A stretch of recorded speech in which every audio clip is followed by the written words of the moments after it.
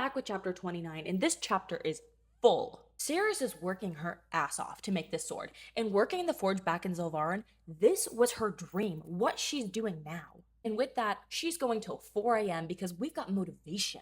Lorith wields a wolf for the pommel because of Lupo Proelia and helps Sirius to mold it to the blade. And when a delirious and sleep-deprived Sirius finally finishes this weapon, there's an aurora outside. In this world, that's considered a blessing from the gods. And I just want to note every time there's a gods mention, because in this world, they matter. Lorith holds the blade, it cuts him, a little bit of blood, and then he offers up this song, the Ballad of the Adjun Gate. It's a battle that was fought by the Lupo Proelia. And when this song is over, no one remembers it. The Quicksilver specifically asked for a song that they could keep. And this new blade that was forged from Danya's old blade has now chosen Lorith. Side note, whenever you finish this book, go and find the bonus chapters. Don't go read it now, get to the end, and then have that additional insight added in.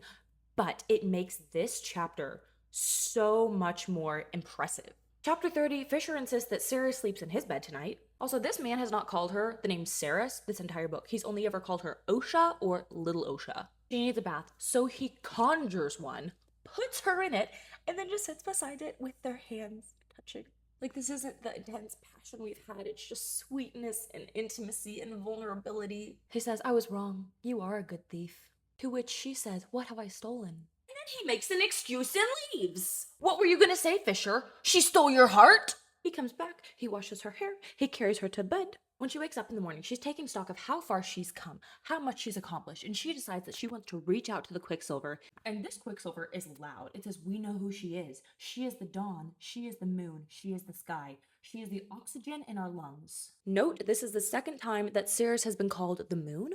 She's trying to bargain with this Quicksilver to get the hell out of him, because it's driving him crazy. And the Quicksilver responds to her by saying that Fisher and the Quicksilver are now one, and if they leave him, he will die. And they allude to the fact that maybe he made some kind of bargain with the Quicksilver, understanding that this would be the case. Turns out Fisher has actually been awake, has heard this whole conversation, and he suspected that Sirius would do this, but amongst that, he knows his fate. Ren bursts into the sweet moment because it turns out we have a horde of vampires that are gaining ground, and we have a turning point moment.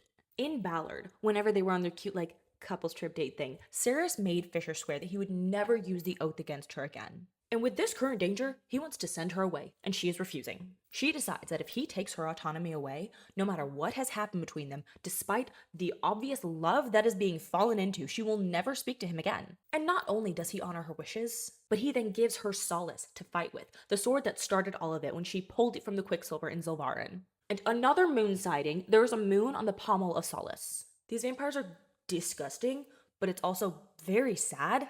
Sirius can clearly tell by looking at this horde of vampires coming at them that these were just normal people living their lives who have now had their consciousness stolen from them and are undead killing machines. If there's one thing that I personally cannot take, it's zombies. And these aren't zombies, they're vampires, but they're not like sleek, sexy vampires, okay? That's just Malcolm. These vampires are giving zombie. They want to bite, they want to eat, they want to devour. I don't like it.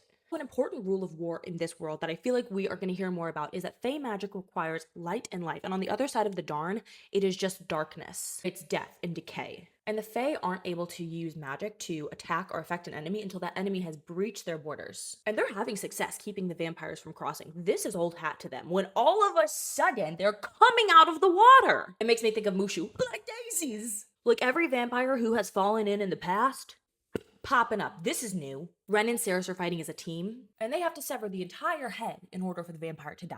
And this battle's going pretty well when all of a sudden, threads of light from their side start striking down vampires. It's Lorith with his new god sword and the power that the Quicksilver has granted it. It looks like they're winning when a scream comes from the other side of the Darn. Everlane is surrounded by vampires. How they got her, I don't know, but Malcolm wants her.